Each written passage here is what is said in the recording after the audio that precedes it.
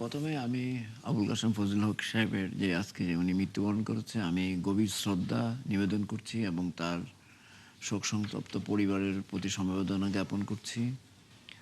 এবং উনি বাংলাদেশের উনি একজন শিক্ষক ছিলেন আমরা জানি, এবং উনি একজন সমাজবিজ্ঞানী, উনি একজন রাষ্ট্রবিজ্ঞানী, উনি অনেক পরিচয়ে পরিচিত। এবং উনি বাংলাদেশের he is a name in Bangladesh, he was a name in Bangladesh.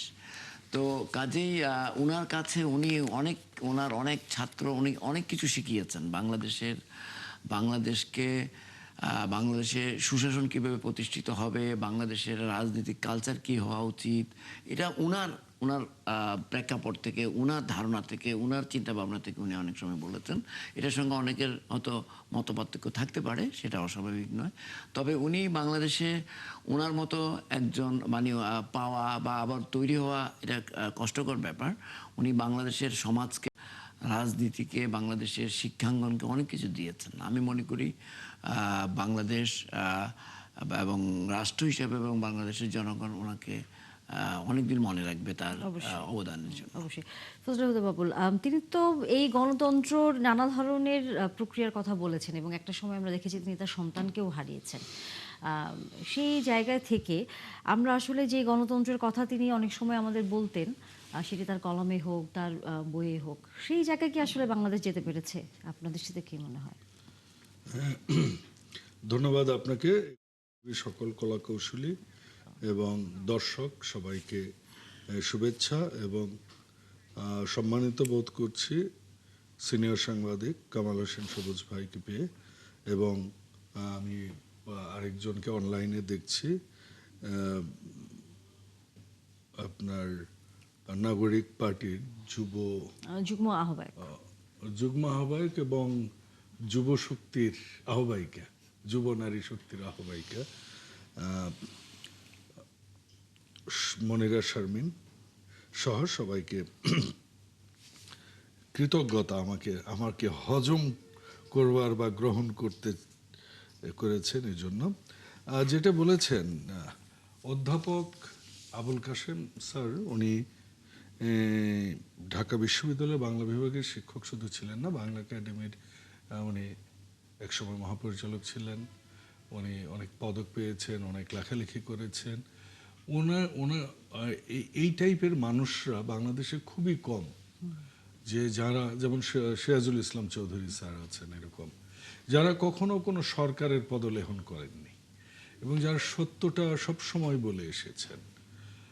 তার সন্তান হারাবার পর এবং সৌভাগ্যক্রমে তার একমাত্র কন্যা সুচিতা শারমিন, আমাদের বন্ধু, ক্লাসমেট, সাইকোলজিতে শারমিন পড়তেন, পরে একটা বিশ্ববিদ্যালয়ের ভিসিও হলেন। ওনার স্ত্রী সাইকোলজি ডিপার্টমেন্টের শিক্ষক। তাদের সবার সাথেই কম বেশি পরিচয় ছিল আমার।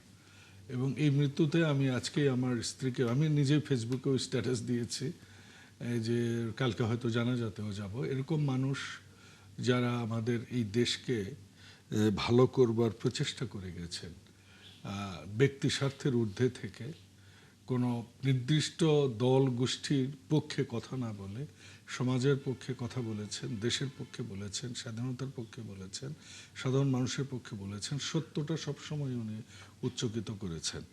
তো আমি তার আত্মার মাগফিরাত কামনা করি এবং তার পরিবারকে সমবেদনা জানাই। অবশ্যই। মনিরা শারমিন, আমরা যদি আসি আমাদের, যেটা আমাদের একজন অতিথিও বলছিলেন যে এই ধরনের গুণী মানুষ দিনকে দিন সমাজে আসলে একেবারেই তো কম, তার মধ্যে হারিয়েও যাচ্ছে। প্রজন্মের পর প্রজন্ম আসলে এই ধরনের মানুষকে খুব একটা সৌভাগ্যবান না হলে পায় না। এখন আপনারাও হয়তো শেষ সময়ে এসে তাকে হয়তো পেয়েছেন বা তার সম্পর্কে জানতে পেরেছেন। সামনের দিনগুলোতে এ ধরনের একটা মানুষ তৈরি করার ক্ষেত্রে রাষ্ট্রের যে ধরনের সহযোগিতা থাকা দরকার, আমরা কি সেই অবস্থা কখনো তৈরি করতে পেরেছি বা সামনের দিনগুলোতে কি পারবো? ধন্যবাদ। যারা দেখছেন তাদের শুভেচ্ছা এবং আমার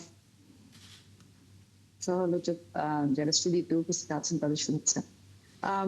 এটা খুবই একটা গুরুত্বপূর্ণ প্রশ্ন যে আমরা আসলে এরকম মানুষ তৈরি করবার মতো সামাজিক এবং রাজনৈতিক সেই প্রেক্ষাপটটা আমরা আসলে তৈরি করতে পারবো কিনা, বা সেই রকম করে একেবারে নিরপেক্ষ জায়গা থেকে দেশ, সমাজ এবং রাজনীতিকে বিশ্লেষণ করবার মতো সেই সক্ষম মানুষ তো আসলে অনেক কমে যাচ্ছে আমাদের মধ্যে থেকে। তো এটি একটা বড় প্রশ্ন, আমার নিজেরও আসলে প্রশ্ন, এবং সেটার জন্য অবশ্যই আমাদের আমরা আমরা দেখি যে এখন সবকিছুর মধ্যেই রাজনীতি, মানে আপনি দেখবেন যে সামাজিক কর্মকাণ্ডের থেকে এখন দেখবেন রাজনৈতিক কর্মকাণ্ড বেশি। আপনি সামাজিক প্রতিষ্ঠানগুলোও দেখেন কেমন করে যেন রাজনৈতিক হয়ে গেছে। তো সেই জায়গা থেকে আমাদের আসলে সমাজ সংস্কারক দরকার। আবার সামাজিক জায়গা থেকে এই পরিবর্তনগুলোর কথা কারো কারো বলতে হবে, সবার আসলে রাজনীতি করলে হবে না। তো এটা একটা বিষয়। এবং আমি যদি বলি যে অধ্যাপক আবুল কাশেম ফজলুল হক স্যারের সাথে আমার একটা ছোটখাটো স্মৃতি আছে, খুব ব্যক্তিগত। সেটা হচ্ছে যে যখন আমি কবি সুফিয়া কামাল হলের স্টুডেন্ট, আমার হল ছিল কবি সুফিয়া কামাল হল, আমি ঢাকা বিশ্ববিদ্যালয়ে যখন পড়তাম 2015 সালে, স্যারের খুব কঠিন একটা সময় আমার খুব কাছ থেকে দেখবার সুযোগ হয়েছে। স্যার তখন আমাদের কবি সুফিয়া কামাল হলের শিক্ষক কোয়ার্টারে থাকতেন। তার মানে দীপন ভাই, তার ছেলে শেষ সময় হত্যা করা হয় তাকে। তো সেই সময় খুব কাছ থেকে, এবং লাশটা আমাদের হলেই এনে রাখা হয়। তো আমি খুব অনেকেই আসছিলেন, অনেকেই সমবেদনা জানাচ্ছিলেন, আমি স্যারকে দেখছিলাম।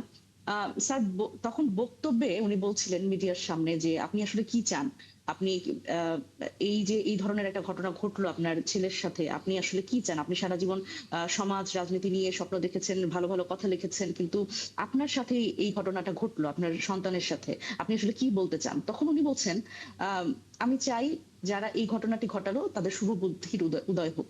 এটা আমি মানে আই ওয়াজ দেয়ার, আমার চোখের সামনে উনি এই কথাটি বলছেন, এবং উনি খুবই নির্লিপ্ত এবং আহ, মানে খুব বেশি, আমি জানি না যে অধিক শোকে পাথর, সেরকম হয়তো একটা অবস্থা ছিল। আহ, আমি তখন দেখলাম যে এই ধরনের একটা পরিস্থিতিতে ওনার মুখ দিয়ে কোনো ধরনের হিংসাত্মক বা প্রতিহিংসামূলক কথা আমি আসলে শুনিনি।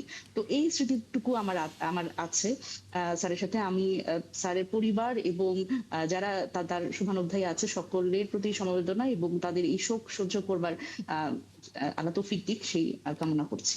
অবশ্যই, অবশ্যই।